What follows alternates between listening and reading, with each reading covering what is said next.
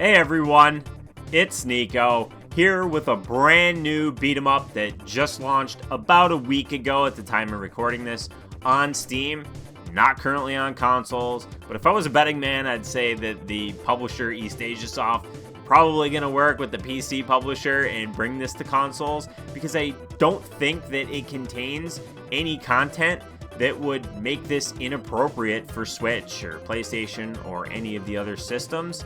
Although it does have the sexual content tag on Steam, I didn't see anything really that was sexual content. There's some bouncing boobs and lots of cleavage, sure. A lot of the characters are female, sure.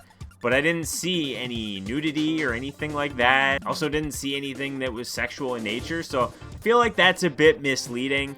I don't know though, just kind of ranting at this point. But this one is an arcade-style beat-em-up that would have slotted in very nicely in the 90s, so it's clearly inspired by some of the classics and some of my favorites. So think Streets of Rage, think Double Dragon, probably more specifically, Ninja Turtles Arcade and Simpsons Arcade by Konami, right? So you can play this 4 players, there's 4 different divas, they have different stats. It has only local co-op, so no, there is no online. This is very much a retro experience. There are all sorts of different filters, CRT, screen borders, all that sort of stuff, right? So going into this, I dove right into the arcade mode, which does also have some varying difficulty levels, so depending on your skill, you can cater it to how you want to play. And it's very simple. I'm not going to dive too much into the level structures or the controls, but basically you have attack, you have a special, which does deplete your health if you use it, and then after doing enough hits to various enemies, you'll build up this meter below your health, and you can pull off like an ultimate move, which will really help you in sticky situations. That's it. And then as far as the level designs go, like, it's a beat 'em up. Most beat 'em ups, you move in one direction, you fight waves and waves of enemies, you get to the end of a level, you fight a boss, and then you move on to the next level. This is exactly like that. But I think what makes this stand apart, and what's the difference between a good beat 'em up and one that's just a beat 'em up, is you gotta have good enemy designs. You have to have a lot of variety. It has to be interesting. And it certainly is, right? Like the story, haven't mentioned yet. It's pretty simple. A robbery is taking place, and the 4 divas have their treasures that they were showcasing at a local lounge stolen. So you've seen a lot of enemy types that look like thieves. That's why. And then in between these levels, you're going to get some more story. But the interesting part of the in-between level part of the game is that you actually have your choice on how you want to respond to what happened in the previous level. Now, this doesn't just have story implications or anything like that. It also affects the way that you're going to play through the arcade mode, because there are branching paths. So there's a lot of incentive here to play this game more than a single time, which is not something I personally do in a lot of beat 'em ups. They're always very linear. You go through a series of levels, it always plays out the same. That's not the case here, and I dove in and I did play through it a couple times because I wanted to see the different levels, and I'm glad I did, because beyond beat 'em up levels, there were also some that I guess remind me of the Turbo Tunnel from Battletoads, but not nearly as difficult, where you're driving some sort of a vehicle and you're dodging hazards, right? So these are pretty fun as well, but the core beat 'em up gameplay is very enjoyable. You can do all sorts of different moves. There's regular punches and kicks, sprint moves, aerial moves, slide on the ground moves, your special moves, which do deplete your health, your ultimate. There's lots of different elements to the combat that is mapped in a way that feels very natural to somebody that has played lots of different beat 'em ups. It felt like I was playing a new Super Nintendo beat 'em up, and that is certainly a compliment. And then visually, like, this game looks fantastic. I love how it's animated. It's very silly and cartoony. It felt a bit Looney Tunes style, with exaggerated eyeballs popping out of your head and, you know, body features being really stretchy and elastic.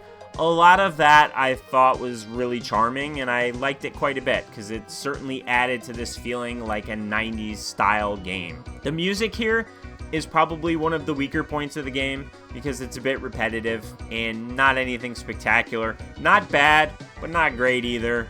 Kind of mediocre. I love the variety in the enemies. You fight lots of different enemies, lots of different combinations of these enemies. Some are really easy. Some are very annoying, which I feel like you need to have at least a few annoying enemies to piss the player off, and that was the case here. If you think about that jerk in Streets of Rage with a knife that always manages to stab you, there's a few like that, which, it needs to be here, I think. The bosses are a lot of fun, very different. Each level has a new one, highly enjoyable. There are, of course, also weapons and healing items that you can get from destructibles. There are your standard weapons, swords, knives, bombs, those sort of things. But then there's also some guns, which do have limited ammunition. All of the weapons have endurance, so they will break pretty easily, pretty quickly. A lot of fun to use. Tommy gun, flamethrower, some other guns as well that I won't spoil everything for you. Playing through this took me about an hour, and I had a lot of fun. And like I mentioned before, typically I'm a one and done type of player with beat 'em ups, but this one had two reasons why I wanted to play through it more. I mentioned the first, which is the branching paths. I wanted to see the extra levels, which another cool thing about that is that you will unlock them after you play through them in the stage select part of the game. So if you want to just play a specific level, you really enjoyed one, you don't have to play through the arcade mode again to get there. You can just dive right into that level, play it again. But also the points that you earn in the game with the scoring system is converted into currency. And my god, is there a plethora of unlocks that would take many playthroughs to earn. There are different modes, so boss rush mode, survival mode, things like that, right? There's a music player and a video player. And then there's art galleries, additional information about the girls you play as, cheats, palette swaps for the characters, like lots of different stuff. And this is another component to what I was talking about when I said there's a lot of incentive to play through this again. If you have friends to play this with, I think it would be a lot more fun in co-op than it was for me single player, but I still had an absolute blast with it. This is a game you should totally check out, but it does have a few rough spots. One of the things I hated about the combat, and you probably saw this a lot at this point, is that you can knock enemies off the screen. They will also back up off the screen on their own when you're coming at them, which is super annoying. It slows the flow and the combat down quite a bit. And then I did run into a soft lock one time, and so I had to essentially back out, and it kicked me to the start of the level that I was on. Lost like 5 minutes of progress, not a huge deal, but any sort of soft locks or crashes are never ideal. I do think that that issue is getting looked at by the dev, and there has been a few small patches to fix some things, so it's likely that some of these things might be fixed in the near future. Hopefully that's the case. But all in all, Dancin Divas, super fun beat 'em up. One that's likely gonna fly under the radar. It's not tied to a licensed IP. It's releasing at a time right before the holidays where a lot of people are focused on the AAA games and all those bigger titles that are releasing and gifts to get for loved ones. But even still, like, if you enjoy beat 'em ups, Dancin Divas is really fun. Doesn't do anything to reinvent the wheel, so to speak, but for those of us that enjoy classic style beat 'em ups, this one is damn near a must play because I've had tons of fun with it.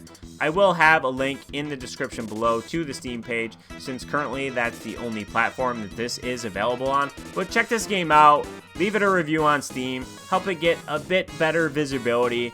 A lot of effort clearly went into making this game, and I had a lot of fun with it. So I hope you do too. If you end up picking this up, let me know in the comments below. If you have any questions, something I missed on the game, let me know in the comments below. But as always, I appreciate you watching, and I'll see you next time.